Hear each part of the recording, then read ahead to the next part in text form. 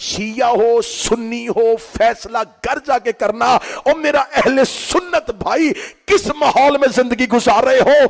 एक खलीफा बना नबी की जिंदगी में, एक बना नबी के बाद, एक बना गदीर में, एक बना सकीफा में, एक का हाथ नबी ने बुलंद किया, एक का हाथ सहाबा ने बुलंद किया, एक बना में, एक बना 1,24,000 सहाबा में। अब मुझे बोल के बताओ, कुरान में अतात नबी की वाजिब है या सहाबी की वाजिब? एक को नबी बना रहा है, एक को सहाबी बना रहा है। और कुरान ये कहता है कि जो मोहम्मद दे वो ले लो। रसूल ने हमें अली दिया, हमने ले लिया। अल हैदर ट्रस्ट में ये करारदाद पास करवाते हुए ये एलामिया पूरी दुनिया को सुनाने लगा हूं, ला इलाहा इल्लल्लाह मुहम्मद रसूलुल्लाह अली वलीउल्लाह। मुझे 14 की सच्चाइयों की कसम है, अगर खुम्मे गदीर पे रसूल हजरत अबू बकर का हाथ बुलंद करते, हम उन्हें खलीफा मान लेते। मेरे मोहतरम दोस्तों, शिया जाकिर कहता है कि सैयदना हज़रत अबू बकर सिद्दीक़ की खिलाफत का ऐलान नबी पाक सल्लल्लाहु तआला अलैहि वसल्लम ने नहीं किया था, बल्कि उनको खलीफा सहाबा ने बनाया। जबकि सैयदना हज़रत अलीउल मुर्तज़ा रज़ी अल्लाह तआला अन्हु की खिलाफत का ऐलान नबी पाक सल्लल्लाहु तआला अलैहि वसल्लम ने खुद किया था। गदीर खुम के मुकाम पे हज़रत अलीउल मुर्तज़ा का हाथ पकड़ के नबी पाक सल्लल्लाहु तआला अलैहि वसल्लम ने फरमाया, जिस जिसका मैं मौला उसका अली मौला। अहले तशय्युं के मुताबिक ये ऐलान सैयदना हज़रत अलीउल मुर्तज़ा की खिलाफत, इमामत और नबी पाक के बाद उनके वसी होने का है। बल्कि शिया हजरात इस दिन को ईद समझते हैं और इस दिन की एक दूसरे को मुबारकबाद देते हैं।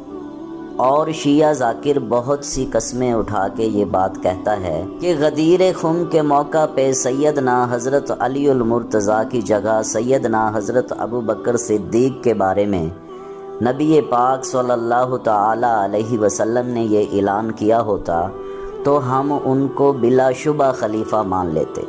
मेरे दोस्तों, सैयदना हज़रत अबू बकर सिद्दीक़ को खलीफा किसने बनाया था, इसका तज़करा मैं वीडियो के आखिर में करूँगा। इससे पहले मैं गदीर खुम वाली हदीस आपके सामने पेश करना चाहता हूँ।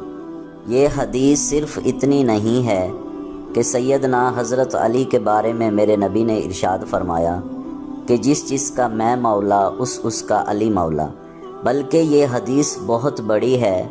ये खुतबा बहुत लंबा है और बड़ा ही खूबसूरत खुतबा है, क्योंकि नबी पाक सल्लल्लाहु तआला अलैहि वसल्लम ने इस पूरे खुतबे में अहले बैत की शान बयान की है और अहले बैत में से ख़ास तौर पे सैयदना हज़रत अलीउल मुर्तज़ा की शान बयान की है। और मैं पूरे यकीन के साथ आपको कहता हूँ कि मुझसे पहले किसी भी शिया आलिम से आपने ये हदीस मुकम्मल नहीं सुनी होगी। आज की तारीख़ आप नोट कर लें, अगर आज के बाद कोई शिया आलिम आपको ये मुकम्मल हदीस सुना दे तो अलग बात है, लेकिन आज से पहले किसी भी शिया आलिम या जाकिर ने इस मुकम्मल हदीस को बयान नहीं किया होगा। आपको ये हदीस सुन के लुत्फ़ आ जाएगा, सरूर आ जाएगा। अगर आपके दिल में सैयदना हज़रत अलीउल मुर्तज़ा की मोहब्बत है तो आपको स्वाद आ जाएगा। पंजाबी में कहते हैं ना कि स्वाद आ गया, आपको ये हदीस सुन के स्वाद आ जाएगा। अन ज़ैद इब्न अरकम रज़ियल्लाहु तआला अन्हु क़ाल, इस हदीस के रावी हैं सैयदना हज़रत ज़ैद इब्न अरकम रज़ियल्लाहु तआला अन्हु। लम्मा रजा रसूलुल्लाह सल्लल्लाहु तआला अलैहि वसल्लम मिन हज्जतिल वदाई व नज़ला गदीर खुम। सैयदना हज़रत ज़ैद इब्न अरकम रज़ियल्लाहु तआला अन्हु बयान फरमाते हैं कि जब नबी पाक सल्लल्लाहु तआला अलैहि वसल्लम हज्जतिल वदा के मुकाम से वापस लौटे और मुकाम गदीर खुम पे पहुँचे, अमरा बिदौ हातिन फ़कुम, तो आप सल्लल्लाहु तआला अलैहि वसल्लम ने बड़े बड़े दरख्तों के पास रुक जाने का हुक्म इरशाद फरमाया। गदीर खुम मक्का और मदीना के दरमियान में है। यहाँ चंद मीठे पानी के कुएं हैं और एक पानी का बड़ा तालाब भी है। جو قافلے مدینے سے مکہ کی طرف آتے یا مکہ سے مدینہ کی طرف جاتے تو وہ غدیر خم کے مقام پہ قیام کیا کرتے تھے۔ وہاں پہ نبی پاک صلی اللہ تعالی علیہ وسلم نے رک جانے کا حکم ارشاد فرمایا اور باقاعدہ اونٹوں سے کجاوے اتارے گئے، ان کا ایک اونچا ممبر بنایا گیا۔ شیعہ ذاکر کہتا ہے کہ وہاں پہ صحابہ کی تعداد 1.25 لاکھ تھی، لیکن ان کی اپنی ہی کتابوں میں تعداد کم لکھی ہوئی ہے۔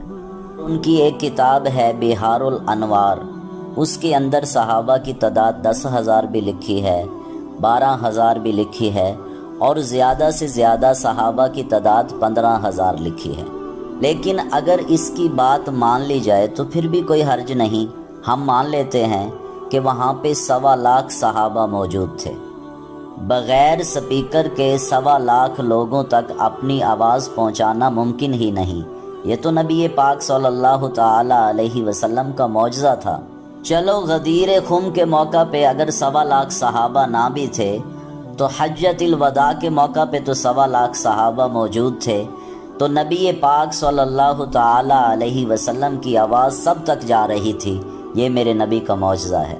مجھے واقعہ یاد آ گیا کہ سیدنا حضرت موسیٰ کلیم اللہ علیہ السلام کے پاس بنی اسرائیل کے لوگ آئے اور آ کے عرض کرنے لگے، اللہ کے نبی قحط پڑ گیا ہے، بارش نہیں ہو رہی، آپ اللہ سے دعا کیجئے اللہ بارش برسا دے۔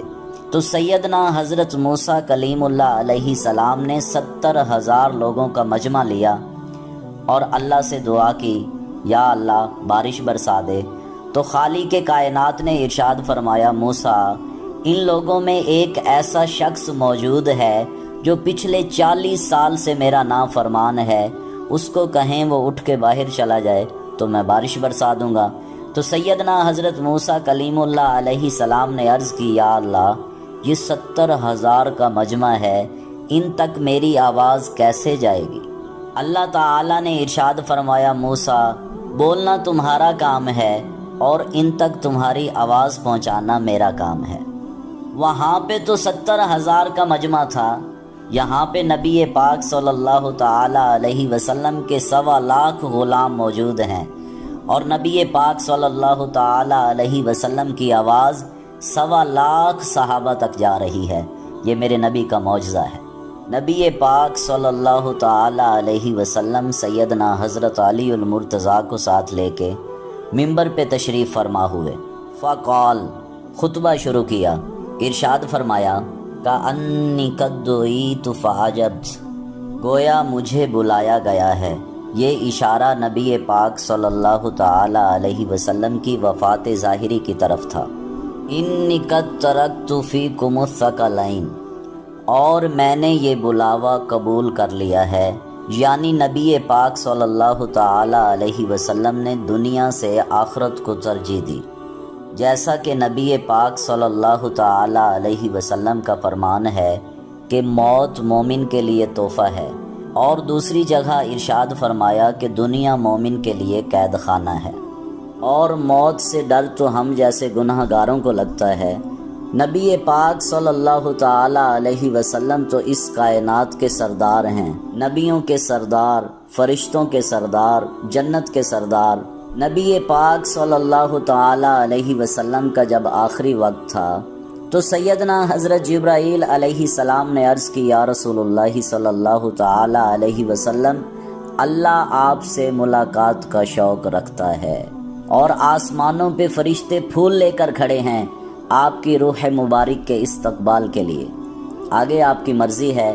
اللہ تعالیٰ نے فرمایا تھا، اگر میرا محبوب آنا چاہے تو اسے لے آنا، اگر نہ آنا چاہے تو اسے چھوڑ آنا، لیکن اللہ آپ سے ملاقات کا شوق رکھتا ہے۔ حالانکہ سیدنا حضرت اسرائیل بھی موجود تھے، لیکن بات صرف سیدنا حضرت جبرائیل علیہ السلام کر رہے تھے، کیونکہ یہ در مصطفیٰ ہے۔ یہاں ادب کے کچھ تقاضے ہوا کرتے ہیں۔ نبی پاک صلی اللہ تعالی علیہ وسلم سے 2 مرتبہ پوچھا گیا، اور دونوں مرتبہ ہی آپ نے دنیا پہ آخرت کو ترجیح دی۔ فیکم الثقلین، آپ صلی اللہ تعالی علیہ وسلم نے فرمایا، میں 2 چیزیں تمہارے لیے چھوڑ کے جا رہا ہوں۔ یہ میرے نبی کی آخری نصیحت ہے، اور پھر ان دونوں میں ہمارا ہی فائدہ ہے، ہماری ہی کامیابی ہے دنیا اور آخرت میں۔ احدہما اکبر من الآخر، ان میں ایک دوسری سے بڑی ہے، یعنی یہ دونوں ہی چیزیں بہت بڑی ہیں، بہت اعلیٰ اور بہت افضل ہیں۔ اور وہ چیزیں کیا ہیں؟ کتاب اللہ تعالی، ایک تو قرآن پاک اللہ کی کتاب، اور نبی پاک صلی اللہ تعالی علیہ وسلم نے قرآن پاک کی عظمت میں بہت لمبا خطبہ ارشاد فرمایا کہ قرآن کو مت چھوڑنا، یہ قرآن اللہ کی کتاب ہے، اس کو مضبوطی سے تھام لو۔ قرآن ایسی رسی ہے جس کا ایک سرا ہمارے ہاتھ میں ہے اور دوسرا اللہ کے ہاتھ میں ہے۔ جو قرآن پہ عمل کرے گا وہ سیدھے راستے پہ چلتا رہے گا، یہاں تک کہ ھذا صراط علیہ مستقیم، وہ سیدھا اللہ کے راستے پہ چلتے ہوئے گمراہ ہوئے بغیر اللہ تک پہنچ جائے گا۔ اور دوسری چیز کیا ہے؟ وہ عطرتی، اور میری آل۔ قرآن اور اہل بیت یہ دونوں ہی بڑی شان والے ہیں، اور دونوں کی اطاعت کرنے میں ہی اس امت کی کامیابی ہے۔ فانظروا کیف تخلفون فیہما، اب تم خود سوچ لو کہ ان دونوں کے ساتھ کیا کرنا ہے، یعنی یہ دونوں ہی تمہاری کامیابی کی ضمانت ہیں۔ اگر ان دونوں کو مضبوطی سے تھام لوگے تو دنیا میں بھی کامیاب ہو جاؤ گے اور آخرت میں بھی کامیاب ہو جاؤ گے، اور اگر ان کو چھوڑ دیا تو پھر ذلت تمہارا مقدر بن جائے گا، دنیا میں بھی ناکام ہو جاؤ گے اور آخرت میں بھی ناکام ہو جاؤ گے۔ نبی پاک صلی اللہ تعالی علیہ وسلم نے غور و فکر کی دعوت دی ہے قرآن اور اہل بیت کے بارے میں۔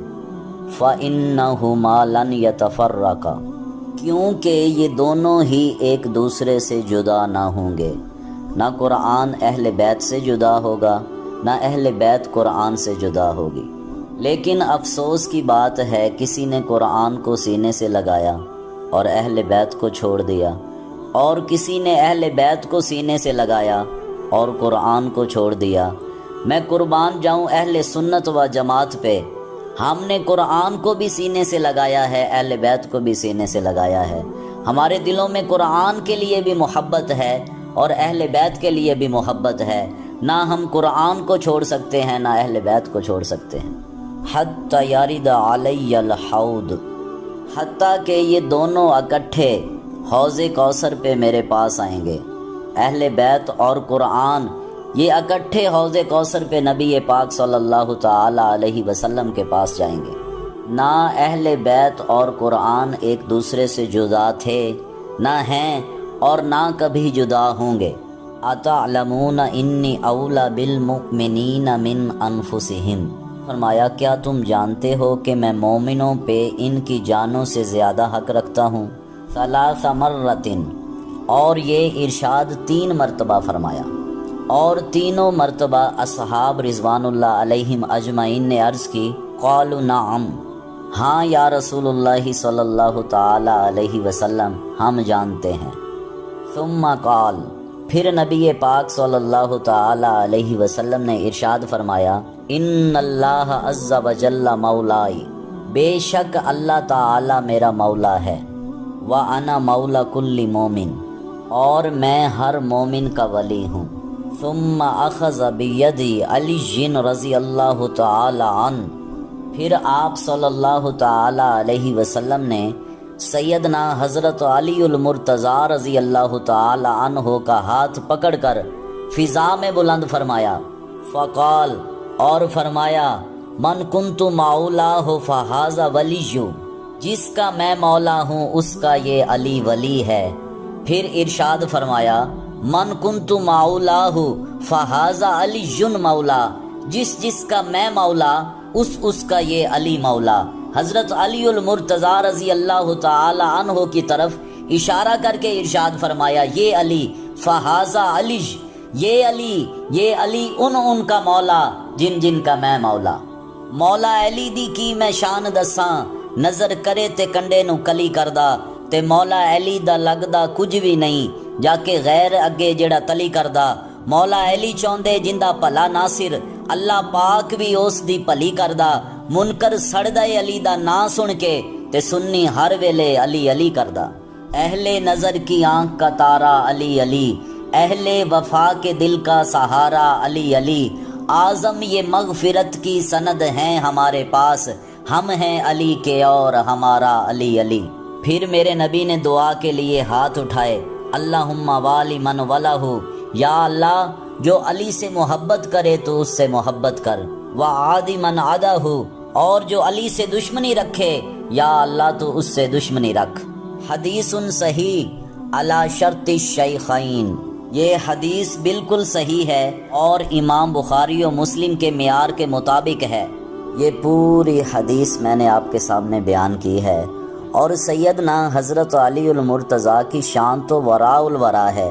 ان کی شان اتنی اونچی اور اتنی بڑی ہے کہ وہاں تک ہماری سوچیں بھی نہیں جا سکتی، وہاں تک ہمارے تخیلات بھی جانے سے عاجز و قاصر ہیں۔ لیکن میرے بھائی، اس پورے خطبے میں سیدنا حضرت علی المرتضیٰ کی خلافت کا اعلان نہیں ہے۔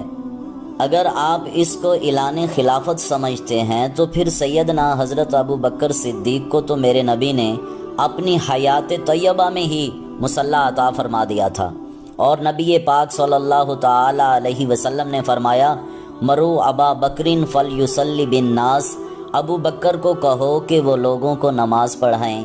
جب سیدنا حضرت بلال رضی اللہ تعالی عنہ کو میرے نبی نے یہ حکم دیا تو وہ باہر تشریف لائے تو سیدنا حضرت ابو بکر صدیق ان کو نظر نہ آئے، کیونکہ صحابہ کا ہجوم بہت زیادہ تھا۔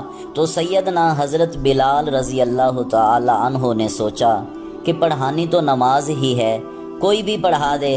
تو حضرت بلال نے سیدنا حضرت عمر سے کہا، آپ نماز پڑھا دیں۔ حضرت عمر امامت کے مصلی پہ کھڑے ہوئے، ابھی تکبیر تحریمہ کہا اللہ اکبر، تو نبی پاک صلی اللہ تعالی علیہ وسلم نے حضرت عمر کی آواز سنی اور ارشاد فرمایا، عمر کو مصلی پہ کھڑا کس نے کیا ہے؟